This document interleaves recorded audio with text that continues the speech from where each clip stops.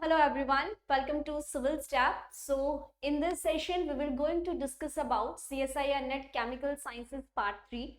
As you all know that कि हम CSIR NET 2023 question paper को सॉल्व कर रहे हैं और जिसमें आपका जहाँ पे हम ऑलमोस्ट 10 क्वेश्चंस को सॉल्व करते हैं, तो आज भी हम यहाँ पे 10 क्वेश्चंस को सॉल्व करेंगे और ये जो क्वेश्चंस हैं वो आपके कौन से पार्ट से रिलेटेड है, that is your part B से रिलेटेड है, जो आपके 2 मार्क्स के क्वेश्चंस रहते हैं।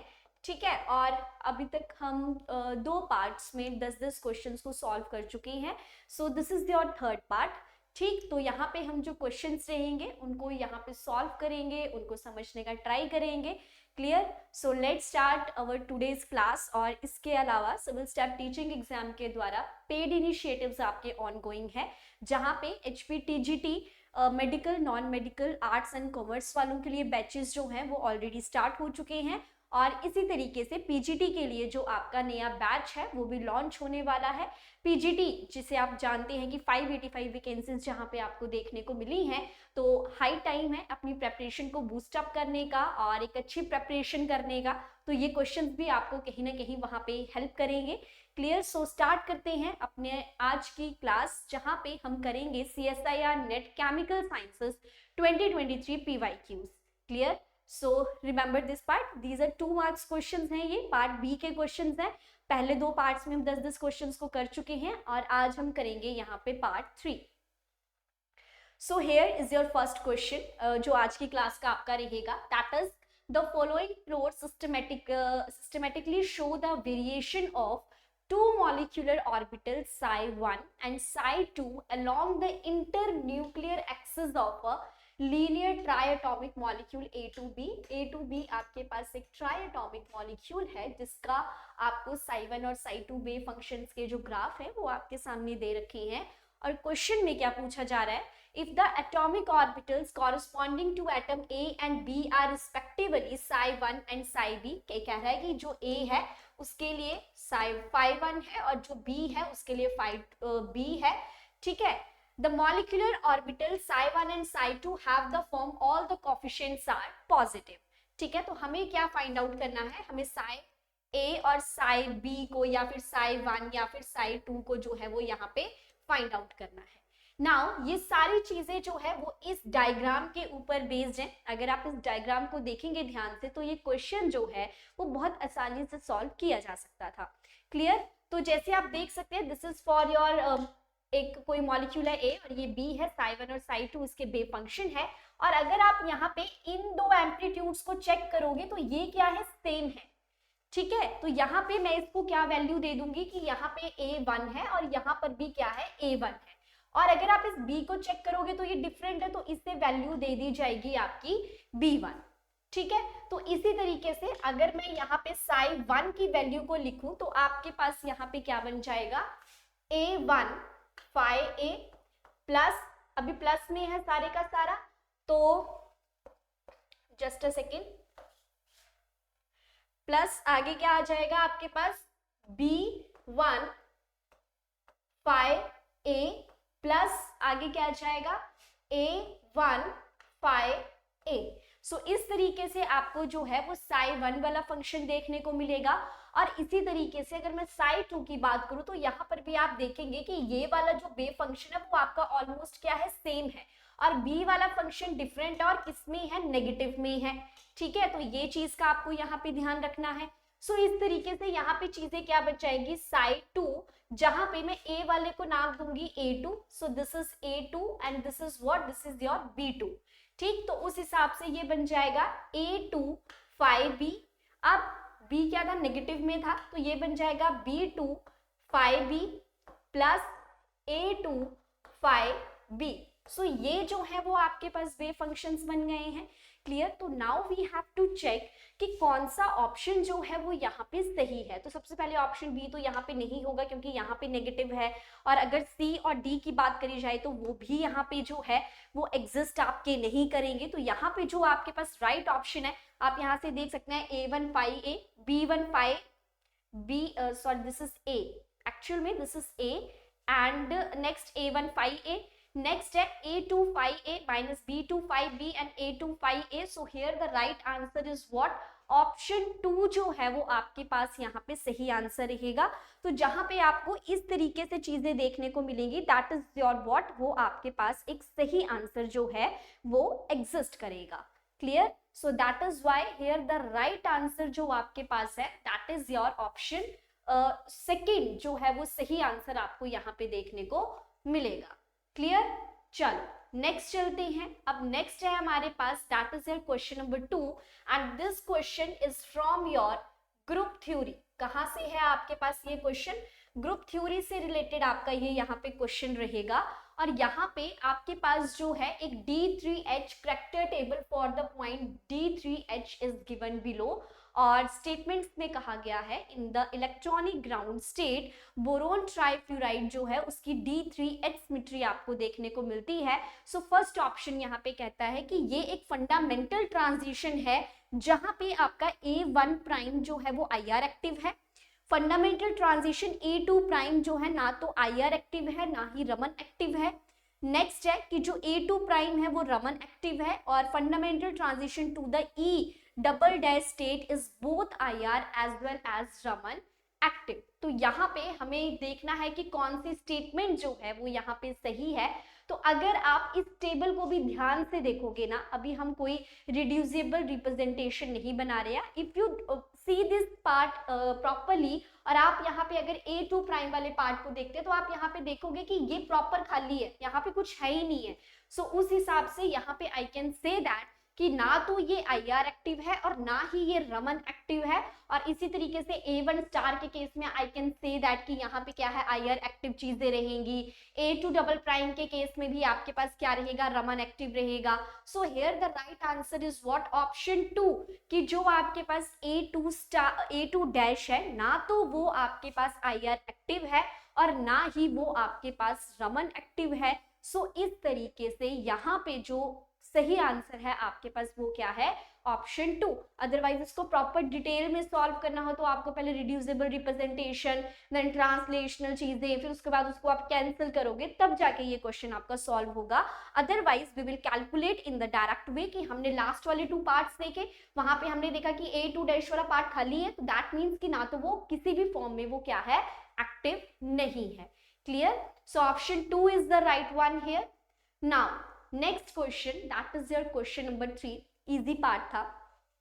तो यहाँ पे क्या कहा गया है आपके पास कि आपके पास 2 मॉलिक्यूल्स हैं and you have to find out according to Huckel's rule. ये कहता है M और N जो है वो दोनों एंटी एरोमेटिक है, M और N जो है वो एरोमेटिक है, M एरोमेटिक है और N एंटी एरोमेटिक है, या फिर M एंटी एरोमेटिक है और N क्या है आपके पास, एरोमेटिक है।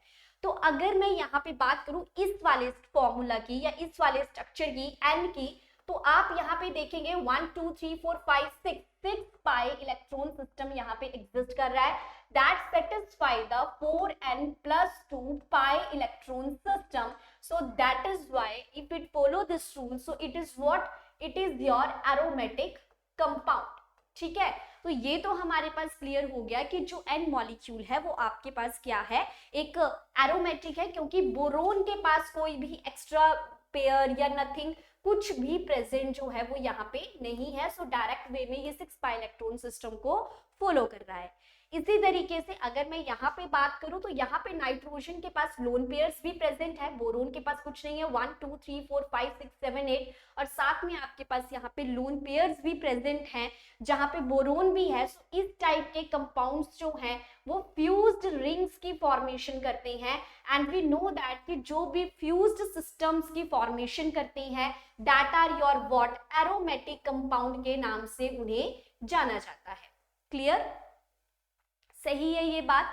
तो उस तरीके से हम इसको यहाँ पे सेटिस्फाइड कर पाएंगे। So we can say that कि यहाँ पे M और N जो है वो आपके पास किस तरीके के कंपाउंड हैं, that is both are aromatic in nature. So इस वजह से यहाँ पर ऑप्शन 2 जो है वो आपका सही आंसर रहेगा। सो यहाँ पे एक पॉइंट हमेशा याद रखो कि जो मेन सेंटर एलिमेंट लगा है, कोई भी जो यहाँ पे एक्स्ट्रा एलिमेंट है उसके ऊपर कोई लोन पेयर प्रेजेंट तो नहीं है, वहां पे इलेक्ट्रॉन्स प्रॉपर्ली रूल्स को फॉलो कर रहे हैं या नहीं कर रहे हैं। सो हियर बोरोन के पास कुछ भी नहीं था, प्रॉपर 6 पाई है, 4n+2 पाई इलेक्ट्रॉन सिस्टम है, that is why they follow the aromatic compound, ठीक है।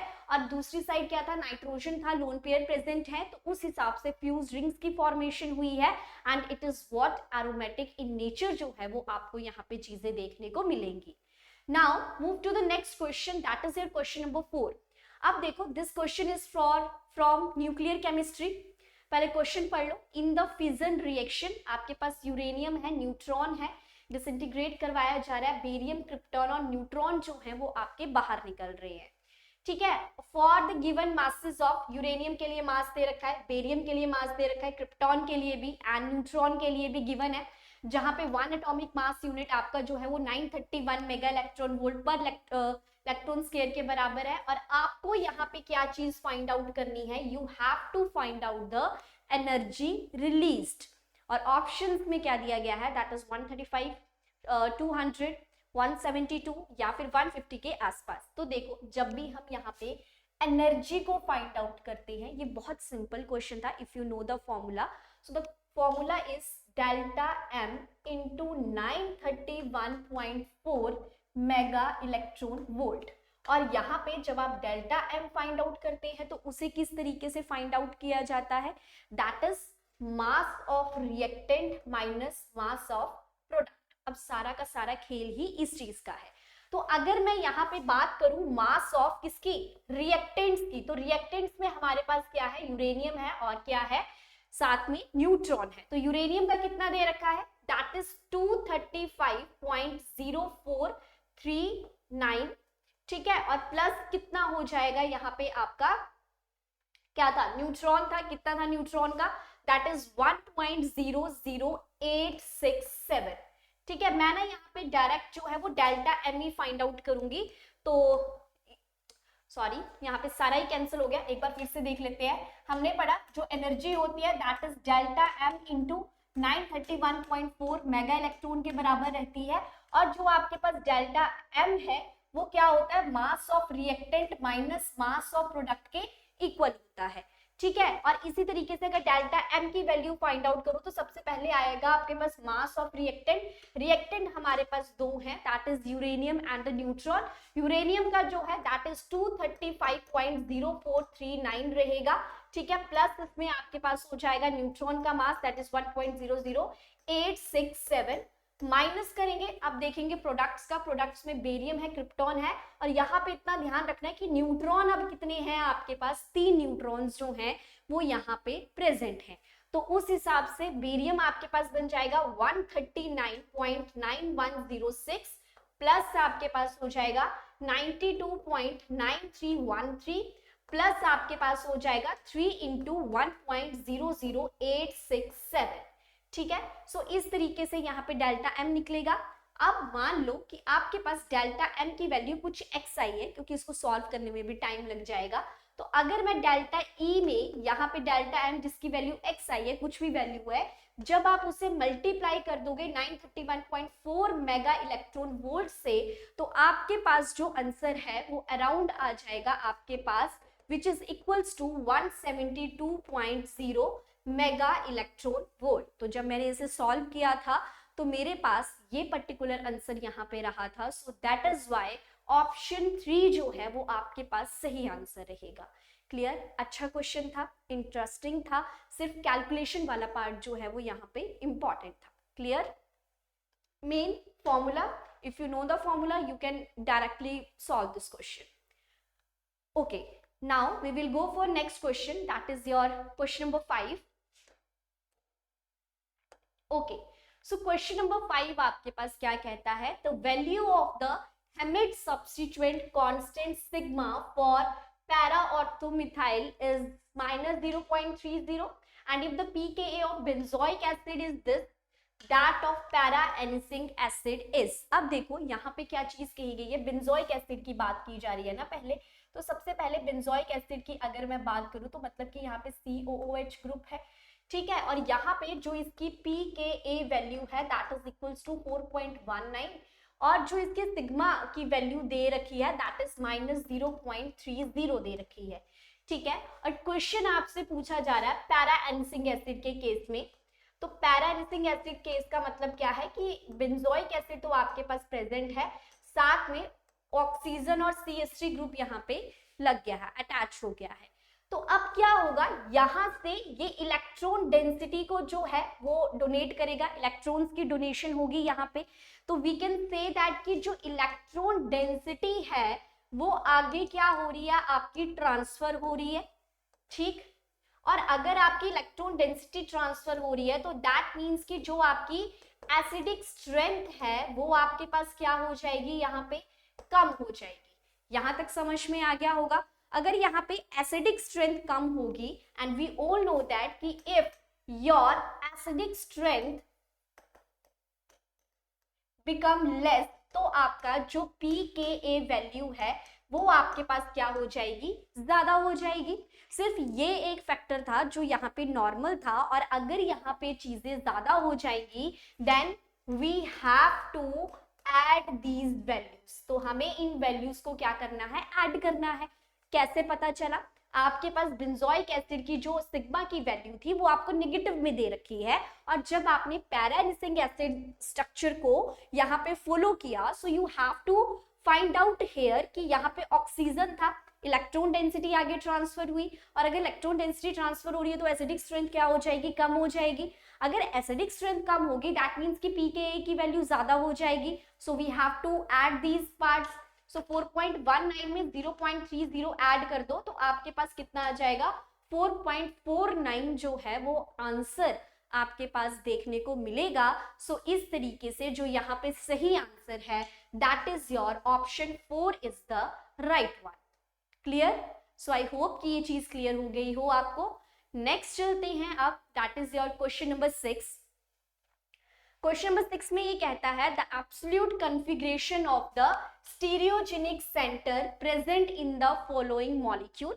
आपको यहाँ पे स्टीरियोजेनिक सेंटर के आसपास जो है वो क्लॉकवाइज और एंटी क्लॉकवाइज डायरेक्शंस को फाइंड आउट करना है।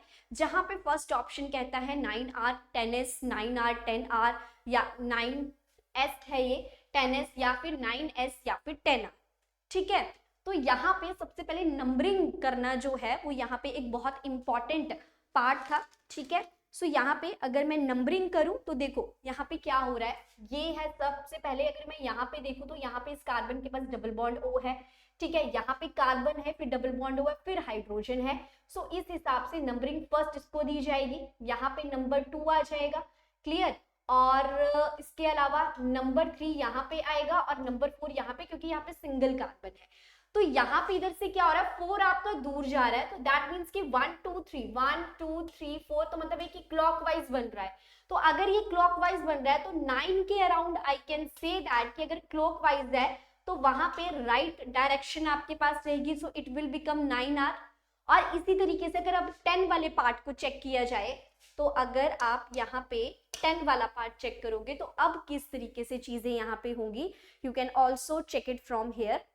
तो यहाँ पे OH प्रेजेंट है आपके पास इस कार्बन के साथ, और यहाँ पे क्या है, कार्बन फिर आपके पास नेक्स्ट है।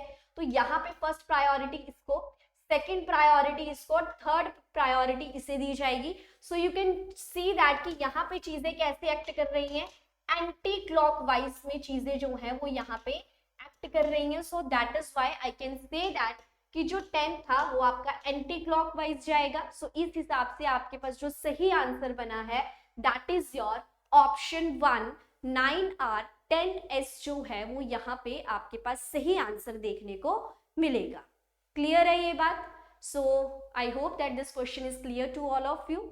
Now move to the next question, that is your question number 7। And question, अब ये जो आपका क्वेश्चन है वो किससे रिलेटेड है, that is related to your analytical chemistry. और यहाँ से हमें जो है वो 2 से 3 क्वेश्चन जो है वो देखने को मिलते हैं, ठीक है। क्वेश्चन है the feature that incorrectly describes an ideal detector in gas chromatography. तो सबसे पहली बात कि गलत स्टेटमेंट के बारे में पूछा जा रहा है, और कौन सी गलत स्टेटमेंट है, आइडियल डिटेक्टर। आइडियल डिटेक्टर का मतलब क्या है कि जब हम गैस क्रोमेटोग्राफी करते हैं और वहां पे अगर चीजें प्रॉपरली और प्योरीफाई वे में डिटेक्ट की जाती हैं, so that is known as your ideal detector. Clear? Option 1 की अगर मैं बात करूं, सबसे पहले दिमाग में क्या रखना है, we have to find out the incorrect statement. First option कहता है the adequate sensitivity should be in the range of 10 raise to power -8 to 10 raise to power -15 gram solute. ठीक है, तो वो कह रहा है कि जो यहाँ पे इसकी सेंसिटिविटी है वो इतनी है। अब देखो सेंसिटिव अगर कंपाउंड है तो इससे हमें ये पता चल रहा है कि जो आपकी सेंसिटिविटी थी वो क्या हो रही है, इंक्रीज हो रही है। सो आई कैन से दैट कि ये पॉइंट तो आपका सही है, क्योंकि अगर आपको कोई आपके पास एक ऐसा आइडियल डिटेक्टर है जो परफेक्टली चीजों को डिटेक्ट कर लेता है, और अगर सेंसिटिविटी भी इंक्रीज हो रही है, सो आइडियल डिटेक्टर तो उसको भी जो है वो कैलकुलेट कर लेगा कि हाँ सेंसिटिव कंपाउंड बहुत ज्यादा है। सो that is why first one is the true statement. Second statement की अगर बात करूं तो ये कहता है it is a short response time that is independent of the flow rate. इसका मतलब ये है कि जो आइडियल गैस डिटेक्टर होगा वो आपका शॉर्ट टाइम में, मतलब कि कम टाइम में जो है वो आपको रिजल्ट्स दे देगा, और हमें इसी तरीके से मशीन्स की जरूरत होती है जो कम टाइम में हमें जल्दी से रिजल्ट्स दे दे। तो दैट मीन्स कि this point is also true. Next है it is non destructive of the sample. तो यस, अब देखो अगर आपका सैंपल ही खराब हो जाएगा तो वहां पे तो प्रॉब्लम होगी। तो हमें यहाँ पे एक ऐसा सैंपल चाहिए होता है जो क्या हो, नॉन डिस्ट्रक्टिव हो, जो टाइम के साथ खराब ना हो। क्लियर? सो ऑप्शन 3 भी क्या है, सही है। अब अगर तीनों ऑप्शन सही है, so we have to focus on the fourth one. Fourth कहता है there is a linear response to a 10-fold change only in the solute concentration. वो कह रहा है कि आपके पास में गिवन सैंपल में कोई सॉल्यूट है, और अगर आप इसकी कंसंट्रेशन को 10 टाइम्स चेंज करते हो, कितनी बार चेंज कर दिए कंसंट्रेशन सॉल्यूट की, 10 बार, कभी इंक्रीज की, कभी डिक्रीज, कभी इंक्रीज, कभी डिक्रीज, डिक्रीज, डिक्रीज, इस तरीके से। सो वो कह रहा है कि क्या आपको यहाँ पे एक लीनियर ग्राफ मिलेगा। सो आई डोंट थिंक सो कि दिस इज पॉसिबल, कि जब आप इतनी बार कंसंट्रेशन को चेंज कर रहे हो तो वहां पे तो ग्राफ जो है वो लीनियर नहीं आएगा। सो इस हिसाब से यहाँ पे जो आपके पास सही आंसर रहता है दैट इज योर ऑप्शन 4, कि ये जो स्टेटमेंट है वो आपके पास क्या है, एक गलत स्टेटमेंट है। ठीक है, क्योंकि अगर 10 बार सॉल्यूट की कंसंट्रेशन को चेंज किया जाएगा तो वहां पे एक वेरिएबल ग्राफ की फॉर्मेशन आपके पास देखने को मिलेगी। So that is why option 4 is the wrong statement, and according to the question this is the right one. चलो नेक्स्ट चलते हैं, question number 8। The silver salt with the highest solubility product KSP in water is। अब highest solubility product का मतलब क्या है, कि कोई कौन सा ऐसा मॉलिक्यूल है जो वाटर में बहुत जल्दी से क्या हो जाता है, सॉल्युबल होके किसमें कन्वर्ट हो जाता है, आयंस में डिसोशिएट हो जाता है। ठीक है, अब यहाँ पे आपके पास मान लो कि सिल्वर का कोई हैलाइड है AgX। इसका मतलब क्या है कि ये जब भी पानी में डिसॉल्व हो रहा है तो Ag positive plus X negative की फॉर्मेशन हो रही है।